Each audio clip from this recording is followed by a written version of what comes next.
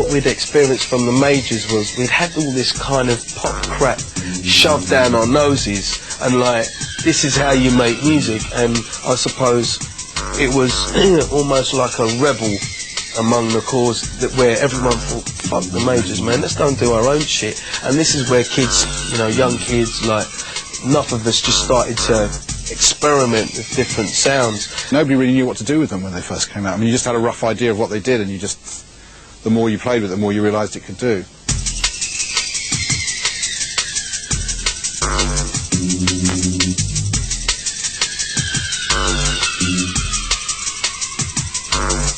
There've been samplers around for a good 15, 20 years, but they were very, very expensive. They were the sort of thing that Sting could afford, and he had 3, including one in the bog, but no one else could afford them. So about 200 grand, that kind of amount of money, which for most people is completely out of reach. So when manufacturers started making this kind of creative, functional power available to people in a smaller box with a much smaller price tag, it actually kick-started a revolution in making music. In 1986, the Japanese company Akai launched the first in a series of affordable samplers. The S-Series, as it was known, spawned the dance music revolution, and the S1000 became its icon. The concept behind the Akai samplers was, well, what did you get when you bought an amp? You got a disc of brass and strings. I mean, people were obsessed with trying to recreate brass and strings and piano sounds, do you know what I mean? And they all sounded shit. And, you know, I think...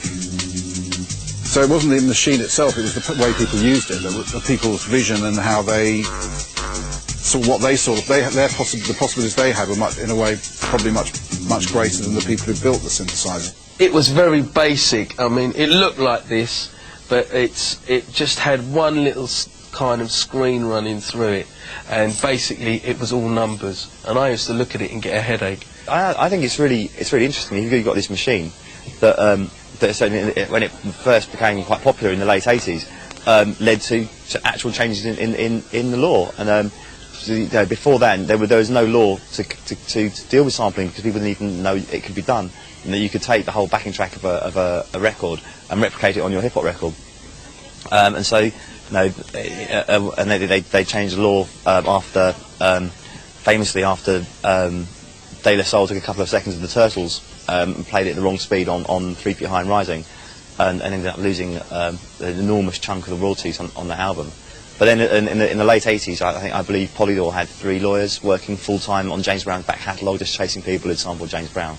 I mean, I think it's quite good, actually, that the way that the manufacturers now are making software that you can cut your loops up and rearrange them, so it's not just a case of kind of nicking James Brown. I think definitely the next step, the S1000, and with the sort of Akai worship of dance music, came, as you say, with rave, and as that metamorphosed into jungle, because rave was essentially hip hop speeded up for ravers on drugs, and making it more faster, more exciting. There's a lot more of a multi-racial mix at these clubs than perhaps a lot of the pure acid house clubs in London. So there was more of a hip hop and ragga feel to the music, and it was having to get faster and faster and faster. And then there were all the sort of little sort of E tricks coming in there, like you say, the bubblegum vocals, people time stretching everything up to fit in with the speed, but not actually knowing how to use their samplers well enough to keep it in tune.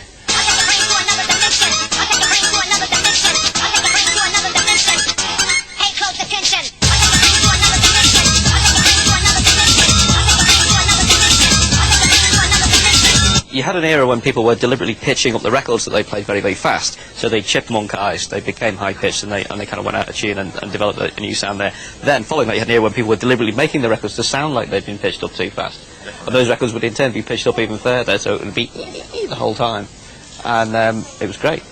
In those days, it was a type of frustration, I suppose, with just, like, yeah, it was excitement, you know, and it sounded good then, you know what I mean? The little Mickey Mouse vocal thing kind of sounded good, because everyone was doing their vocals at normal speed. Sampling, I think, sort of inspired, you know, endless sort of genres of music.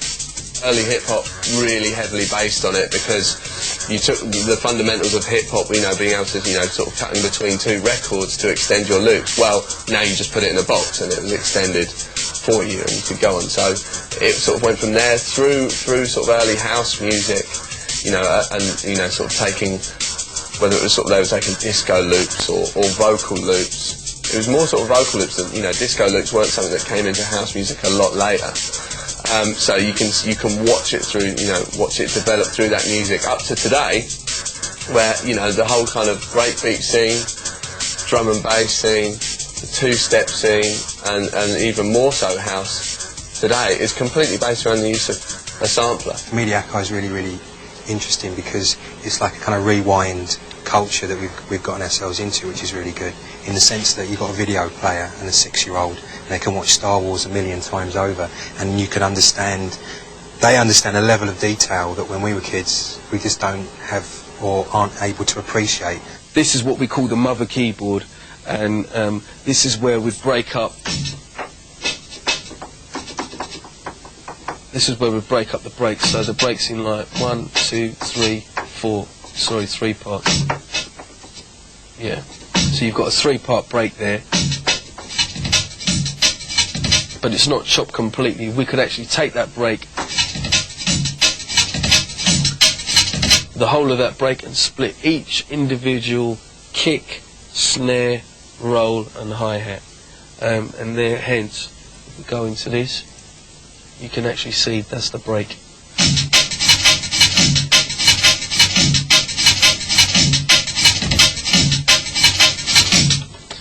And this is how it all starts, really. Do you know what I mean? When you really got the switch from rave into jungle is when producers like Rob Playford and Digo from 4 Hero, Goldie started actually dissecting the breaks and thinking, well, here we've got a breakbeat which we've been playing maybe twice as fast as it should be, but we can make it a lot more exciting if we actually went back into the sampler and started editing. You're talking about things that I haven't done yet.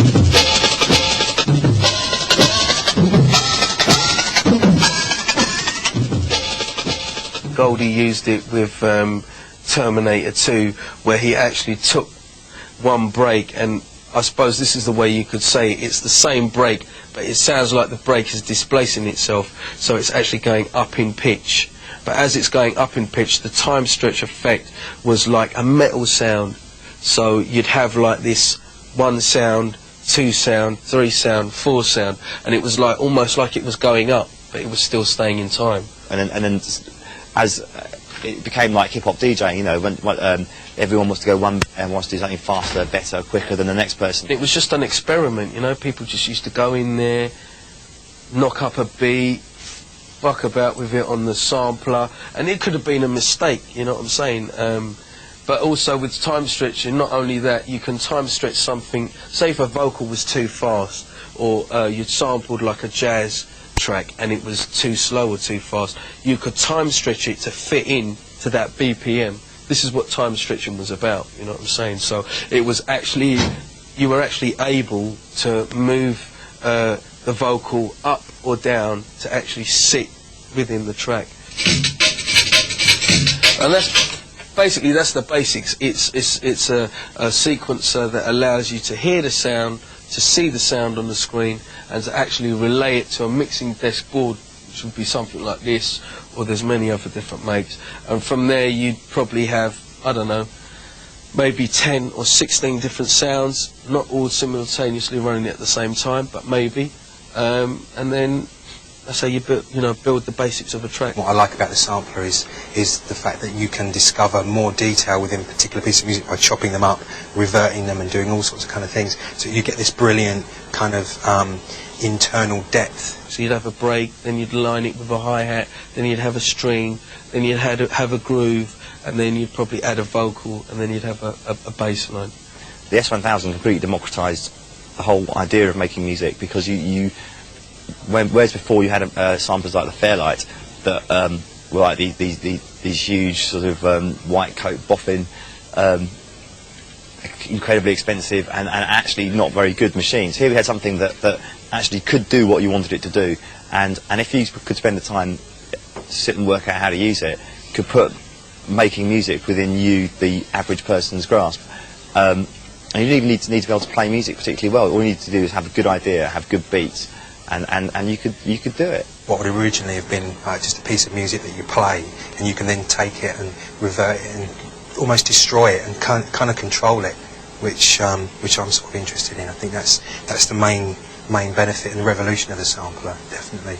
You know, and obviously we used to use it as part of our kind of setup, but now it's much more about kind of these sort of instruments. But I think as sampling goes, I think it's just complete genius. That sampler was a way of manufacturing our own stuff, putting it out, getting it out to the public, and doing our own promotion. Do you know what I'm saying? And it did, it helped, and it's still, you know, it's still in the studio now, man. It's like one of the furnitures, one of the boys.